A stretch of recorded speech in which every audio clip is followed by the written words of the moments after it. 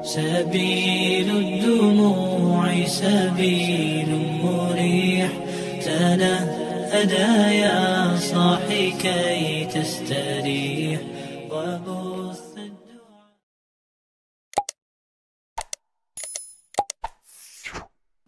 اللهم اجعل جمعنا هذا جمعا مرحوما وتفرقنا من بعده تفرقا معصوما. Kaum muslimin dan muslimat sidang jamaah subuh yang dirahmati Allah. Kita lanjutkan kajian tafsir surah Al-Baqarah. Kita menggunakan tafsir Al-Baydawi pada pertemuan yang lalu selama Ramadan itu. Kita sudah sampai ayat 81. Jadi supaya ada kolerasi antara ayat ini dengan ayat sebelumnya. Jadi sebelumnya cerita tentang Yahudi mengatakan kami tidak akan pernah disentuh oleh api neraka. Ya. Jadi kami tidak pernah disentuh oleh api neraka, termasuk juga Nasrani. Jadi mereka mengklaim kalau yang masuk surga itu cuma mereka. Jadi maka dijawab oleh Allah Subhanahu Wa Taala ayat 81 dan 82. Ayat 81 dan 82 adalah dua kelompok yang berbeda. Yang diterangkan oleh Allah satu-satu diterangkan. Kenapa masuk neraka? Kenapa masuk ke dalam surga? Maka nanti di dalam tafsir Sawi, bahkan ada dalam tafsir Baydawi, itu takwa itu ada dua level. Ya, ada dua level takwa itu. Takwa level yang pertama, man yattaqillah, barang siapa yang bertakwa kepada Allah gara-gara apa?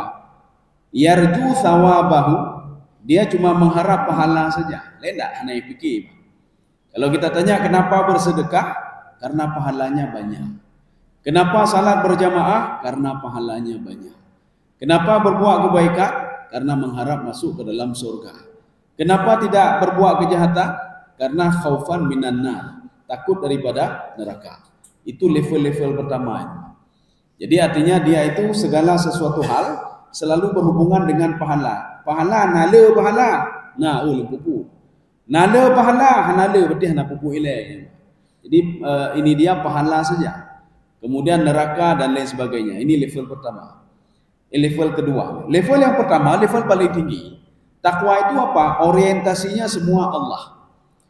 Dia bukan mengharapkan pahala, tapi lebih daripada itu.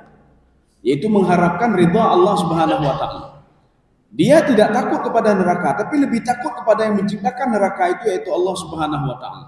Ini level pertama. Sehingga level pertama ini namanya khasyah. Kalau level yang kedua namanya al-khauf. Khauf itu apa? Dia takut kalau sesuatu yang dia lakukan itu membawa dia masuk ke dalam neraka. Itu al-khauf. Tapi al-khasyah itu lebih tinggi daripada itu. Kalau kita tanya kenapa salat berjamaah? Allah menyuruh kita untuk salat. Aqimus shalah wa atuz zakah. Itu dalam bentuk jamak. Ya. Kenapa bayar zakat? Karena Allah menyuruh kita untuk bayar zakat. Dia nak berpikir dulu masalah berapa pahala dapat, berapa ini, enggak dia pikir itu. Dia lebih daripada itu. Ya. Kaum muslimin sedang jamaah yang dirahmati Allah. Ini diberikan oleh Allah Subhanahu Wa Taala dua perumpamaan, dua bandingan. Ada satu kelompok masuk ke dalam neraka gara-gara sebab ini. Ada satu kelompok masuk ke dalam surga gara-gara ini, kata Allah.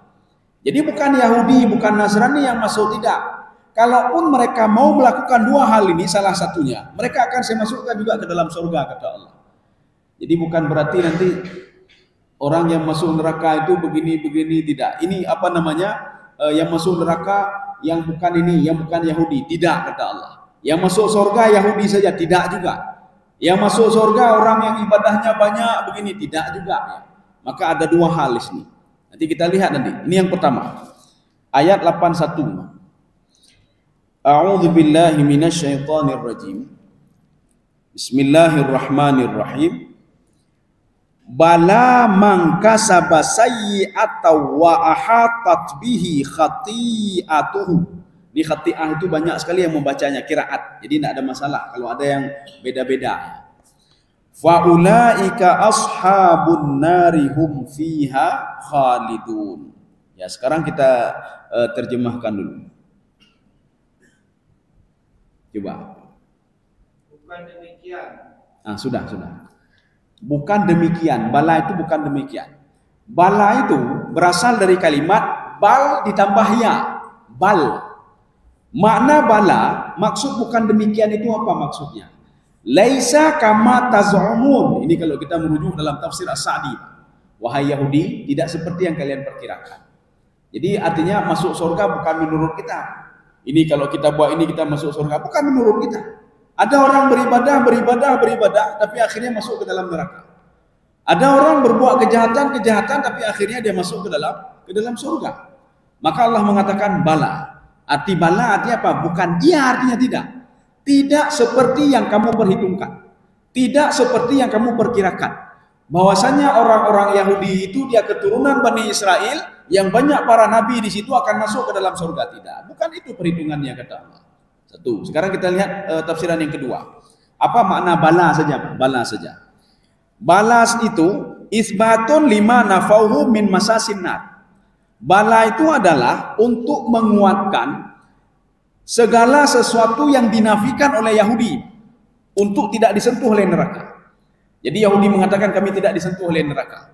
Makanya Allah mengatakan isbat, arti isbat apa? Bukan di situ lihatnya, bukan gara-gara Yahudi, bukan gara-gara keturunan Bani Israel.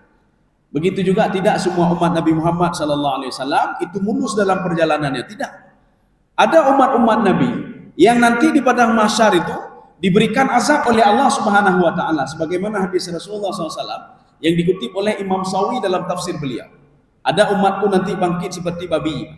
Ada umatku bangkit nanti dia itu tangannya ke bawah, kakinya ke atas. Ada umatku kata Rasulullah yang bangkitnya umat Nabi, bahkan umat lain. Umat Nabi saja ada yang seperti itu, apalagi bukan umat Nabi. Ada umatku kata Rasulullah SAW ada seperti tiben, lagi tiben ini, seperti monyet. Ada umatku nanti kata Rasulullah SAW tangannya tidak ada lagi, kakinya tidak ada lagi, menguling-uling pada masa. Ada umatku kata Rasulullah lidahnya keluar sampai ke bawah sehingga air liurnya terus keluar. Ada umatku kata Rasulullah SAW dia memakai pakaian yang bagus, cuma pakaian itu dipenuhi dengan api kata Rasulullah SAW. Ya, jadi makanya tidak semua umat Nabi itu mulus. Jadi beda pegah kena lo umat Nabi lo keaman, lo keaman. Bagaimana dikatakan umat Nabi kalau dia beribadah dia juga mencuri? Dia beribadah, dia bangun tahajud tapi dia juga berbuat kejahatan. Sekarang kita lihat ini makna bala. Jadi makna bala itu berasal dari kalimat bal. Bal ditambah ya. Dibaca bala itu litashil untuk mempermudah. Sebenarnya apa? Bal ya. Maka dibaca dengan bala. Bala itu tidak yang seperti kamu kira.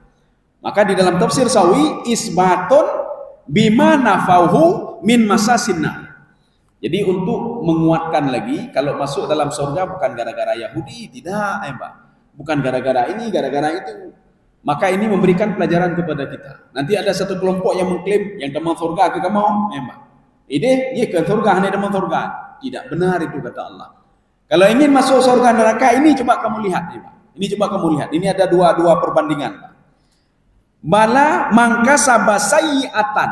Ya, sekarang coba lanjut lagi. Mangkasaba sayi'ah. Barang siapa yang berbuat keburukan. Ya, sudah. Barang siapa berbuat keburukan. Berbeda berbuat keburukan dengan menabung sesuatu untuk mendapat keburukan. Kalau berbuat keburukan, maka artinya apa? Saya mengkritisi sedikit terjemahan. Kalau berbuat keburukan itu ya'mal, man ya'mal su'at. Barang siapa berbuat keburukan. Tetapi kalau man kasaba itu apa? Hari ini dia mengumpul kejahatan sedikit, besok mengumpul lagi, lagi urung tabung peng. Orangnya tabung 100 rupiah. Singoh wartuh, singoh 500, singoh 1000, tabung juga. Ini namanya kasaba. Man kasaba sayi'ah. Maka sayi'ah itu kita tidak sadar, Pak. Hari ini buat kejahatan 1%, besok 1%. Kita tidak tahu kalau umur sudah 50 tahun, kita sudah banyak sekali kejahatan kita, pembenaran kita. Pembenaran kejahatan sudah banyak. Seperti orang menabung. Hanai tema, pengka cukup jai dalam tabung, Pak. 50 tahun dia sudah menabung, 1.000, 2.000, 10.000, rupanya sudah puluhan juta sudah dalam itu. Dia tidak tahu. Kapan dia tahu? Ketika dia bongkar celengannya, cukup jai penglun itu. Inilah yang digambarkan oleh Allah. Barang siapa yang menabung itu kasabah. Beda dengan amilah. Berbeda dengan ya'mal. Man ya'mal su'at. Barang siapa berbuat kejahatan, tapi ini menabung nantinya Pak. Ya. Di dalam Al-Quran disebutkan, laha ma kasabat wa 'alaiha maktasabat. Barang siapa yang hari ini berbuat kejahatan, dia tabung kejahatan tanpa dia sadari. Nanti kejahatan itu akan bertambah banyak. Kita setiap hari ambil satu batu, lempar di depan rumah. Besok ambil lagi. Setahun sudah 365 batu. Tahun kedua tambah lagi 365 kali 2. Tahun ketiga tambah lagi. Akhirnya apa? Batu itu makin banyak. Kejahatan begitu juga. Orangnya ke batu. Tengok batu. Kita tidak sadari, Pak. Ketika kita bandingkan dengan kebaikan, kita rupanya kejahatan lebih banyak, Pak. Ini namanya kasabah sayi'ah. Sudah. Ada yang menafsirkan sayi'ah itu adalah al-kufru wal musyrik. Kekafiran. Orangnya bertanya, takkan macam-macam, Pak. Allah ana yakin lu ke Allah. Ana yakin lu. Nyo rezeki mandung, semua rezeki itu akibat tangan saya sendiri. Itu kasabah sayi'ah. Dia sudah mulai kasabah sayi'ah. Hari ini dia marah lagi kepada Allah. Sedikit sekali kok yang diberikan oleh Allah rezeki kepada saya. Padahal saya tahajud tadi malam. Padahal saya baca Al-Quran. Yang kamu lain. Dia sudah kufur ihsannya. Dia tidak yakin kepada Allah Subhanahu Wa Taala. Hari selanjutnya juga demikian. Orang seperti ini tidak dia sadari dia sudah kasabah sayi'ah. Dia sudah menabung hal-hal yang jahat. Maka itulah fungsinya. Habis salat kita duduk sebentar, astagfirullah. Dan istighfar juga ya Pak. Kalau bisa kita ucapkan kalimat la ilaha illa anta subhanaka inni kuntu minadh dhalimin. Paling enggak tabungan tadi sudah banyak itu mukurung lah Pak. Banyak lagi mukurung lagi Pak. Paling enggak kalau kita meninggal dunia tidak begitu banyak tabungan kejahatan tadi Pak. Ya, ini kasabah ini adalah tabungan kejahatan. Ya. Hari ini buat kejahatan. Jangan sampai kita protes nanti kepada Allah. Ya Allah, saya tidak syirik ya Allah. Saya tidak berbuat kejahatan. Kita tidak tahu sedikit-sedikit kita buat kejahatan sehingga kejahatan itu banyak. Pada suatu hari Rasulullah sallallahu alaihi wasallam mengatakan kepada sahabatnya, "Atakhawwafu." Saya takut sekali kata Rasulullah. Yang ditakuti siapa? Sahabat yang ditakuti. Saya takut kalian akan melakukan syirik kecil ya sahabat. Apalagi kita, kekhawatiran Rasulullah kepada sahabatnya untuk syirik kecil. Sehingga sahabat bertanya, "Wa ma syirkul asghar ya Rasulullah?" Apa itu syirik kecil ya Rasulullah? Rasulullah menjawab, "Ar-riya." Riya dalam beribadah. Orangnya bertanya riya, kita baca Quran gara-gara kalian ligo. Besok begitu juga supaya dilihat oleh orang lain. Besok gitu-gitu juga kita bersedekah lihat oleh orang lain. Maka sedikit-sedikit ini kan namanya syirik kecil, Pak. Kenapa syirik kecil? Kita melakukan sesuatu bukan karena Allah, tapi ada yang lain juga. Maka lama-lama syirik kecil ini menjadi besar tanpa kita sadari. Ya. Kaum muslimin sedang jamaah yang dirahmati Allah. Kalau ditanya, kenapa pergi gotong royong? Behnam tegai. Kenapa puasa sunnah? Supaya sehat. Bukan karena Allah ya, bah sehat lu. Daripada hana aja, pakai puasa. Hai bucoro biar nampak kita puasa lagi memang. Niat kalau memang niat sudah lain. Bahkan puasa supaya tidak biar namu saja ingin dibuimu ikan lalu hantar puasa kita puasa 3 hari memang. Niat memang. Kenapa gotong royong? Kenapa pergi ke tempat orang sakit? Kenapa pergi tempat orang meninggal? Menyuhanat aja ada yang meninggal gini, nah saja niatnya sudah lain, Pak. Niatnya sudah lain. Kalau terus seperti ini namanya mangkasabah sayi'ah. Dia setiap hari menabung kejahatan. Tidak berbuat jahat dia, menabung saja dia, Pak. Berbuat jahat kan beda. Berbuat jahat hari ini dia mencuri. Hari ini dia berbuat kejahatan yang nampak sama orang lain. Tapi ini hal yang kecil. Itu namanya mangkasabah sayi'ah. Barang siapa yang terus dia menabung berbuat kejahatan. Pak. Sudah, makanya sayi'ah itu ada yang mengatakan maknanya asyirku billah, syirik kepada Allah. Makanya seperti tadi, riya itu adalah syirik kecil. Setiap hari kita riya, maka akan menjadi syirik besar ya. Akan menjadi syirik besar. Sudah, sekarang poin yang selanjutnya. Ya, kalau di sini dikatakan fasaraha asalaf bil kufri. Ada yang menafsirkan itu makna sayi'ah itu adalah kafir, kufur. Walaupun dia mengatakan saya tidak kafir kepada Allah. Saya tidak syirik kepada Allah, tetapi dia kasabah sayi'ah. Dia itu menabung sedikit-sedikit untuk menjadi syirik, untuk menjadi kufur. Ya, nih Pak, sedikit-sedikit dia tabung. Saya tidak beli pasir. Saya tidak beli batu, tetapi tiap hari coba teron di rumah tapo, ilom di rumah tapo. Dia tidak tahu kalau sudah 1 tahun 365 batu sudah ada. Kalau sudah 2 tahun 700 sekian. Sekian tahun sudah 1000 batu. Dia tidak sadari. Hai teron. Ya. Sudah, sekarang poin yang ketiga. Wa ahatat bihi khati'atuhu. Ya, coba dibaca. Dan dosanya telah menenggelamkannya. Dosanya telah menenggelamkannya. Itu terjemahan. Kalau di dalam tafsiran itu dikatakan ai istaulat alaihi. Istaulat alaihi itu apa? Kejahatan itu sudah merasuki dia. Kenapa? Karena sudah setiap hari dia buat, setiap hari dia buat. Sama seperti orang meremehkan riba. Ala riba, ana pupunya, bacut betul, bacut. Takkan gegok bacut ya, Pak. Besok terbiasa lagi riba halal. Besok riba halal. Akhirnya riba itu menjadi kenikmatan bagi dia. Ini namanya ahatat bihi. Menjadi kenikmatan bagi dia. Sama seperti orang berbuat kebaikan sedikit. Kebaikan itu menjadi kenikmatan bagi dia. Kenapa? Karena dia sudah melakukan sedikit. Jangan sampai nanti riba itu menjadi hal yang biasa bagi kita. Hai biasanya, Mbak, kok pikun kita nyawa, Mbak. Biasanya, Mbak. Kalimat biasa itu inilah namanya istaulat alaihi. Maka hati-hati, seorang segala sesuatu hal yang dilakukan dengan kontinu terus walaupun hanya sedikit, itu akan menjadi ahatat bihi. Akan menjadi akan menguasai dirinya. Dia akan menikmati hal-hal itu, akan menikmati maksiat. Seorang yang biasa korupsi, sedikit dia korupsi. Korupsi Rp5.000, Rp30.000 kan bacot. Tetapi karena hari ini korupsi, besok korupsi, selama 1 tahun korupsi, 20 tahun korupsi, 30, ini korupsi itu biasa sama dia. Alah biasa. Urun kai cocitnya nambah. Sudah menjadi biasa. Ini namanya istaulat alaihi. Ahatat bihi istaulat alaihi. Maka hati-hati. Sesuatu hal yang tidak kita inginkan, yang kita tidak senang kepada riba, kita tidak senang kepada korupsi, tetapi gara-gara hal itu dilakukan dengan sedikit, akhirnya menjadi nikmat. Ya.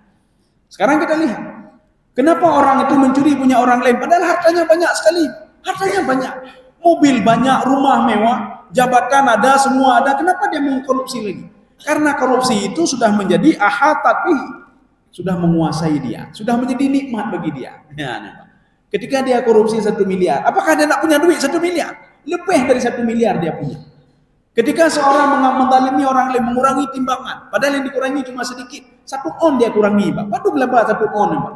Kenapa? Karena sudah terbiasa dia lakukan itu. Maka hati-hati, Pak. Ketika seorang membiasakan diri sedikit kejahatan itu akan menguasai dia. Ya. Kaum muslimin sedang jamaah yang dirahmati Allah Subhanahu wa taala. Maka inilah yang harus kita jaga. Sebagaimana hadis Abi Hurairah radhiyallahu anhu. Abi Hurairah mengatakan kepada salah seorang pemuda, kamu tahu nggak takwa itu apa? Ya, dek kita udah pegang lu takwa. Takwa itu kata Abi Hurairah, ibarat kamu berjalan di sebuah tempat yang dipenuhi dengan duri. Bagaimana kamu jalannya? Sahabat tadi mengatakan, maka saya harus hati-hati. Itulah takwa. Takwa itu berjalan di dunia ini sejauh mana umur kita. Nyomo kita nyotang 50 tahun kamu meninggal. Dalam jangka 50 tahun hati-hatilah kamu berjalan. Jangan sampai kena duri kakimu. Ya, Pak. Kita begitu ya. Ini keluar dari sini hati-hati, Pak. Hati-hati. Baik gara-garanya yang kita lakukan maksiat ibadah kita tadi itu sudah enggak diperhitungkan lagi oleh Allah Subhanahu wa taala. Maka hidup ini harus hati-hati. Nyo atagop beco, nyo atadro taco. Oh nyo apa halal kita ambil, ini haram kita tinggalkan, Pak. Itulah bertakwa namanya, Pak. Artinya hidup itu dengan penuh hati-hati. Ya. Kaum muslimin sedang jamaah yang dirahmati Allah. Itu makna khati'ah, ahatat bihi khati'ah. Tetapi ada juga yang artikan itu maknanya 2. Ya, apa itu? Yang pertama asyirku qablal taubah. Yang dimaksudkan ahatat bihi khati'atuhu, hati-hati kejahatan itu akan menguasai dia. Apa maknanya? Kalau dalam terjemahan menenggelamkan dia. Apa maknanya? Maknanya 2. Makna yang pertama asyirku qablat taubah. Dia syirik sebelum dia bertaubat kepada Allah. Itu yang kita khawatirkan. Hari ini kita ribah orang lain, besok ribah lagi, tiba-tiba meninggal dunianya. Kabih nih, kabih. Catatan kejahatan saja yang ada. Oh lo temaya, saya ada tahajud, saya ada baca Quran. Betul kata Allah kamu ada tahajud. Tapi kejahatanmu itu sudah menguasai dirimu. Sudah banyak kejahatan dengan kebaikan. Kali kejahatan, cuma kamu tidak menyadarinya. Lagi orang menabung, Pak, menabung. Akhirnya tabungannya lebih daripada gaji dia, Pak. Tidak dia sadari. Setelah bertahun-tahun dia menabung, dia buka. Ketika dia buka baru tahu dia, oh ini kejahatan saya minta maaf ya Allah. Hanalah maafnya ini, Pak.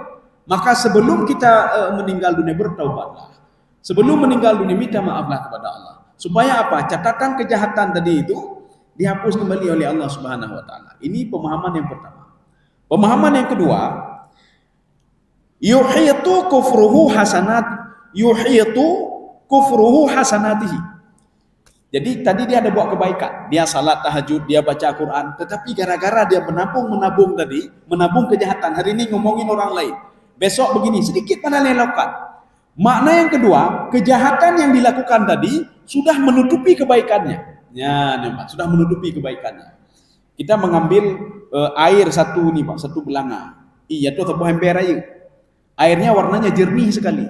Kita ambil pewarna sedikit saja pewarna, Pak. Kita masukkan ke dalam debu, hitam mendung, Pak. Padahal pewarna itu berapalah beratnya? Kecil sekali. Kecil sekali. Kita ambil yang warna hitam, kita teteskan satu saja. Itu air putih tadi hilang semua, Pak. Airnya menjadi hitam. Maka ini yang dimaksudkan dengan yang kedua, wa ahatat bihi khati'atuhu. Kejahatan dia akan menutupi kebaikannya sehingga dia tidak diperhitungkan baik lagi oleh Allah Subhanahu wa taala. Sehingga dia sudah menghalalkan segala cara. Karena sudah terbiasa itu biasanya korupsi, mengkopi korupsi cheat ya nih, Pak. Hai beli jabatan, biasa beli jabatan, orang lain beli juga ya, Pak.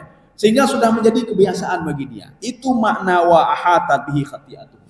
Maka jangan sampai kejahatan yang menguasai kita, tapi kita yang menguasai kejahatan itu. Maknanya apa? Ketika kita tahu itu jahat, kita langsung bertobat, kita minta maaf kepada Allah. Dan kita tidak sadar kalau mungkin dalam hidup kita ini ada kejahatan yang kita lakukan. Jangan dalam hidup saja, dalam 1 jam, dalam 2 jam, dalam 24 jam. Makanya di dalam hadis qudsi, Allah Subhanahu wa taala berfirman begini. Wahai hambaku, ada enggak yang mau bertobat di malam hari terhadap dosa yang dilakukan di pagi hari? Ada enggak? Saya maafkan dia, kata Allah. Masalahnya enggak ada, Pak. Dengut tapi yang tak kerja ada. Kitanya cuma terpikir tubuh mentah, hendak terpikir hati kitanya, Pak. Tak pernah kita pikirkan hati kita. Kita selalu pikir tubuh ini bagaimana? Bagaimana supaya tubuh ini dapat gizi yang baik?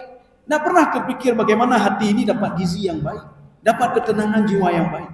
Kita hanya memikirkannya tubuhnya gizi bagi bangke, bek sakit ulai, bek sakit jaro, bek sakit ginjal, bek sakit kiyang, bek sakitnya, bek asam urat. Jangan terpikirnya, Pak. Pernah enggak terpikir bagaimana supaya hati ini menjadi tenang? Bagaimana hati ini diberikan ketenangan oleh Allah Subhanahu wa taala? Jangan pikir tubuh dulu, tapi seimbangkan antara tubuh dan roh, Pak. Seimbangkan antara dua itu. Sudah, berarti ini poin yang ketiga. Sekarang poin yang keempat. Faulaika ashabun nar. Ya, coba dibaca. Maka mereka itu penghuni neraka. Ya. Maka mereka itu penghuni neraka. Ini fa ini adalah fa sababiyah. Gara-gara kan simple, Pak. Kita enggak usah ngomong dulu kalimat saya tidak berzina, saya tidak mencuri, saya tidak ini, saya tidak itu. Allah ngomong yang simple-simple. Kamu menabung kejahatan sedikit. Kejahatan inilah yang membuat kamu masuk ke dalam neraka, kata Allah. Walaupun kita mengatakan saya tidak syirik ya Allah, saya tidak musyrik, saya tidak kufur, saya tidak berbuat ini, tapi kita setiap hari berbuat kejahatan sedikit. Maka fa ini namanya fa sababiyah. Gara-gara kita itu mengumpulkan kejahatan sedikit sehingga kita masuk ke dalam neraka. Makanya nanti di dalam Al-Qur'an ada kalimat an-nar menggunakan alif lam, ada tidak menggunakan alif lam. Mana contohnya? Naran talazza. Tidak ada an-nara talazza. Tidak ada. Yang ada apa? Naran talazza. Tidak menggunakan alif lam. Tapi ada yang menggunakan alif lam seperti ini. Ashabun nar, alif nun, alif lam nun, alif ra. Bedanya apa? Kalau seandainya tidak menggunakan alif lam, itu litahwif, untuk menakut-nakuti manusia supaya tidak berbuat kejahatan. Kalau dia berbuat kejahatan, dia akan masuk ke dalam neraka. Naran talazza, itu tahwif namanya. Maka kamu di dunia jangan buat ini. Tetapi ini ceritanya kapan? Ceritanya ketika seorang sudah berdiri di depan neraka. Maka Allah katakan, tahu kamu kenapa kamu masuk ke neraka? Karena kamu di dunia dulu, kamu mengumpulkan kejahatan sedikit sehingga kejahatan itu menguasai dirimu. Sekarang masuk ke neraka. Ya. Maka penggunaan kalimat alif lam, menggunakan alif lam, itu seorang sudah berada di depan neraka. Maka anda perlu protes. Budaya protes. Ya Allah, apakah lu mau neraka ya Allah? Kamu teringat enggak kata Allah? Kamu kumpulkan kejahatan sedikit. Ya. Tetapi kalau di Al-Quran disebutkan dengan naram talazza, itu litahwif. Bahkan sebagian penafsir mengatakan litahwil, sama juga tahwil, tahwif itu sama, menakut-nakuti. Jangan korupsi kata Allah. Jangan berzina, jangan syirik, jangan buat kejahatan, jangan minum khamar. Kenapa? Naram talazza. Nanti suatu saat nanti neraka akan memakanmu kata Allah. Akan membakarmu kata Allah. Tapi belum meninggal lagi orang itu, Pak. Itu kalau naram talazza. Tetapi kalau finnar ada alif lam, itu sudah jelas dia sudah berada di depan neraka. Maka itulah kalimatnya kenapa ada faulaika, itu fa sababiyah.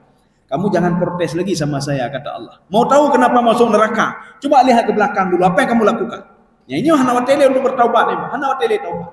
Bagaimana kita mau bertaubat? Sudah berada di depan neraka kecuali ada keajaiban-keajaiban. Salah satu keajaibannya kita punya anak yang saleh, itu keajaibannya. Tapi kalau enggak ada apa namanya hana pun haram. Ya itu suatu keajaiban, itu pun kalau ada. Kalau enggak ada hana pun dak tolong Pak Urunci, hana pun dak tolong menyuana hana anak saleh.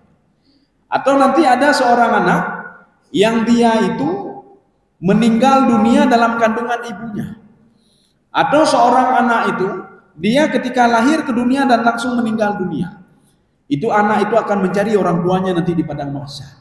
Dia akan mohon kepada Allah Subhanahu wa taala. Kalau ada tapi bet tak wono kayak tak aborsi ni banyak. Tak wono tak apa hanu dalam kandungan bagi pubah dulu padang mahsyar. Nyan kan itu dulu apa ya?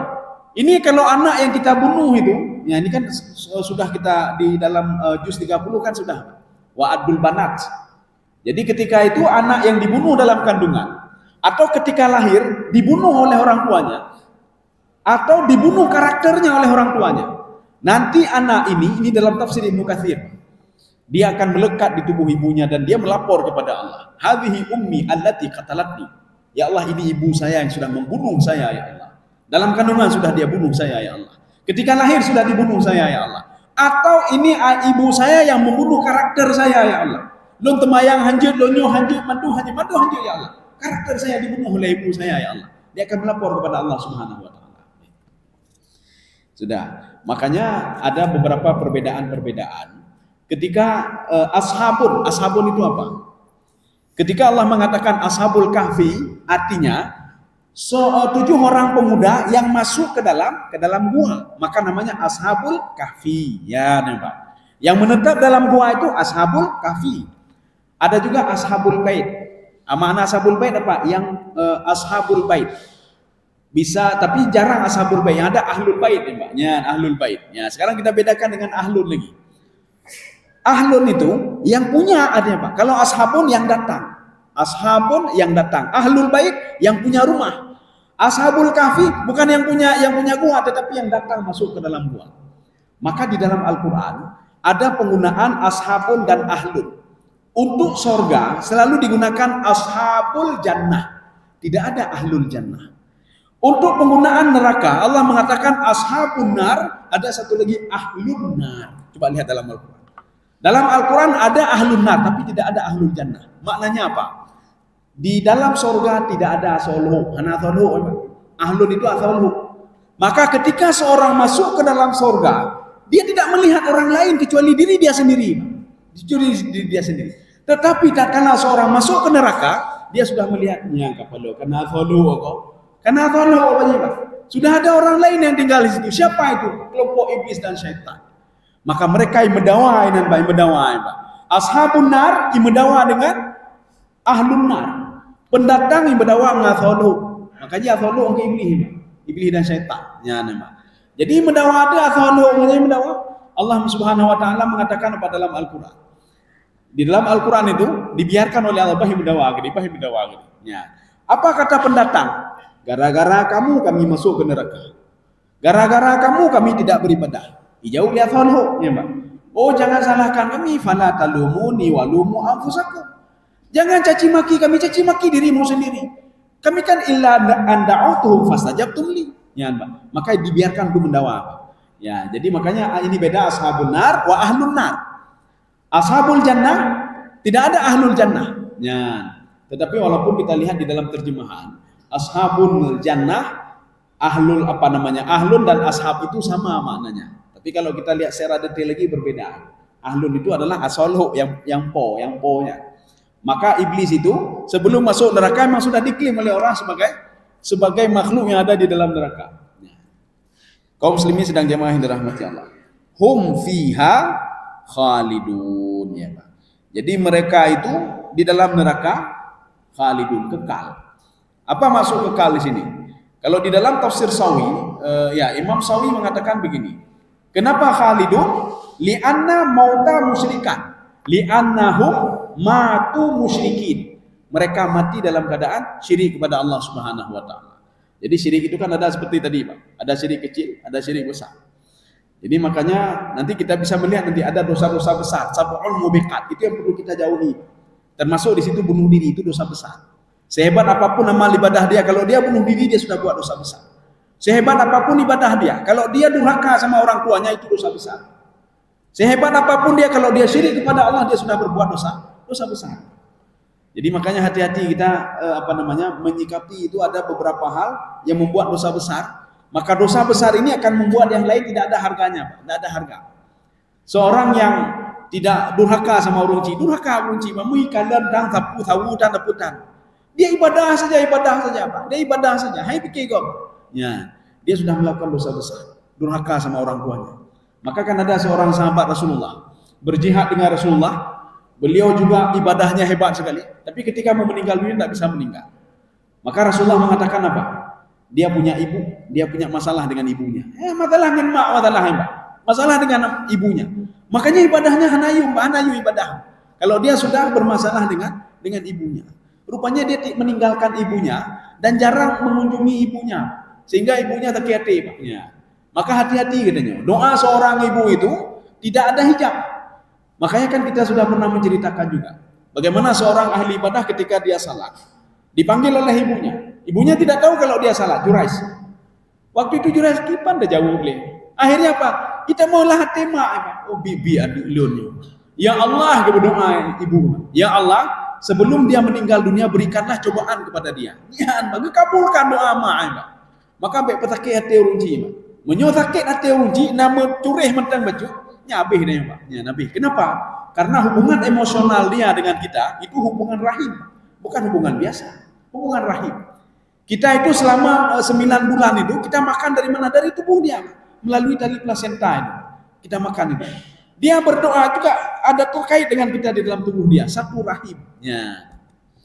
Kaum muslimin sedang jamaah yang dirahmati Allah. Sekarang kelompok yang kedua. Habis, kita rasa habis. Sekarang ayat 82. Walladzina amanu wa amilus salihati ulaika ashabul jannah hum fiha khalidun. Ya, coba dibaca. Kita baca satu-satu dulu. Walladzina amanu. Nah, itu dulu. Orang-orang yang beriman. Oke. Dan orang-orang yang beriman. Ada sebagian penafsir mengatakan yang dikatakan orang beriman itu termasuk Imam Baitawi, Pak. Tapi bukan di ayat ini, ada di ayat lain, Pak. Yang dikatakan beriman itu terkait dengan rukun iman. Ya, nampak rukun iman. Rukun iman itu kan ada 6. Kalau dia yakini 6 itu dikatakan orang beriman. Apa itu? Beriman kepada Allah, beriman kepada malaikat, beriman kepada Rasul, beriman kepada kitab, beriman kepada hari kiamat, beriman kepada takdir, baik dan buruk. Ada enggak sama kita itu? Oh, lo limang na takdir hana lo patih lo, berarti keimanannya diragukan. Saya yakin kepada Allah, yakin kepada Nabi, malaikat hana yakin, sama juga. Oh, saya yakin kepada Allah, yakin kepada Nabi, yakin kepada malaikat, yakin kepada Rasul. Kita hana tak yakin. Sama juga. Oh, lo yakin mandum tapi takdir saya tidak yakin. Tidak yakin takdir. Hana yakin yang takdir. Jadi bagaimana juga? Kalau kita bekerja banyak dapat banyak. Kita tidak bekerja enggak dapat apa-apa. Berarti keimanannya masih kita kurang, masih kita ragukan. Berarti yang dikatakan iman itu ma yata'allaqu bi arkanil iman. Iman yang dimaksud dalam Al-Qur'an apa yang terkait dengan rukun iman yang 6 itu. Ya, yang 6 itu. Maka dalam kajian tauhid ini tidak terlepas dari kajian tauhid 6 ini. Jadi makanya kita tidak hanya belajar fikih saja, Ada orang pandai fikih, tetapi dia tidak yakin kepada Allah. Dia pandai fikih, cara wudhu bagus, Fatihah bagus, semua bagus, tapi takdir tidak yakin dia. Atau ada orang itu hebat, hajinya hebat, semua hebat, tapi hari kiamat tidak yakin dia, Pak. Yang bermasalah juga imannya bermasalah. Atau dia apa namanya? Dia bayar zakat dia bayar, tapi tidak yakin pada kitab Al-Qur'an, tidak yakin kepada hari kiamat, berarti imannya juga bermasalah. Ya. Walladzina amanu wa amilus salihat. Ya, coba dilanjutkan. Dan mengerjakan kebaikan. Ya, sudah. Seorang itu tidak dikatakan beriman kalau dia tidak beramal saleh. Seorang itu tidak dikatakan beramal saleh kalau dia tidak beriman. Hana-hana ibu. Ya, sekarang apa maksud pemahaman itu? Seorang ada yang beriman saja. Ada yang yakin saja kepada Allah. Lun yakin sembahyang wajib, lun yakin puasa wajib. Kita tanya, nana puasa? Nana puasa, hai dah puasa. Nana sembahyang? Hai lu sembahyang lu. Ini beriman saja, dia tidak beramal saleh. Ada orang beramal saleh, berbuat kebaikan, tapi tidak beriman dia. Dia berbuat kebaikan. Pada masa Rasulullah, Aisyah mendatangi Rasulullah sallallahu alaihi wasallam. Apa kata Aisyah? Ya Rasulullah, sahabat itu dia sebelum masuk Islam, dia berbuat kebaikan banyak sekali ya Rasulullah. Dia membantu fakir miskin, membantu ini, membangun ini dan lain sebagainya. Apakah amal ibadahnya diperhitungkan oleh Allah karena dilakukan sebelum dia masuk Islam? Rasulullah mengatakan tidak diperhitungkan. Kenapa ya Rasulullah? Karena dia tidak beriman kepada Allah Subhanahu wa taala. Ya, berarti harus dua-dua ada, Pak. Kita beriman dan beramal saleh. Tidak bisa iman saja, tidak bisa amal saleh saja. Ya, ada orang terus salat berpuasa tapi tidak yakin kepada Allah. Bagaimana mau dapat pahala? Atau ada orang yakin kepada Allah, yakin tapi dia tidak berpuasa, dia tidak meninggalkan apa yang dilarang oleh Allah Subhanahu wa taala.